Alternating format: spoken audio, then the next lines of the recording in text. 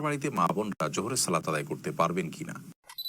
সুপ্রিয় দর্শক শ্রোতা ভাই বোন, জুমার দিনে মসজিদে জুমার সালাতের জামাত শেষ হওয়ার আগে বাসা বাড়িতে মা বোনরা জোহরের সালাত আদায় করতে পারবেন কিনা, নাকি মসজিদে জুমার সালাতের জামাত শেষ হওয়ার পরেই তারা বাসা বাড়িতে জোহরের সালাত আদায় করতে হবে। এ প্রশ্ন অনেকেরই।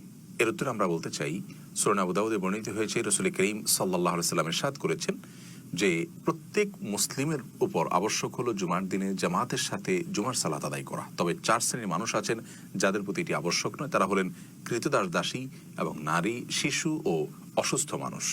এজন্য সারা বিশ্বের সকল ফুকাহা একরাম একমত যে মেয়েদের প্রতি জুমার সালাতে হাজির হওয়া, উপস্থিত হওয়া আবশ্যক নয়, বরং তারা জুমার দিনে জোহরের সালাত নিজ নিজ অবস্থানে আদায় করে নিলেই ওয়াক্তের ফরজ তাদের আদায় হয়ে যাবে।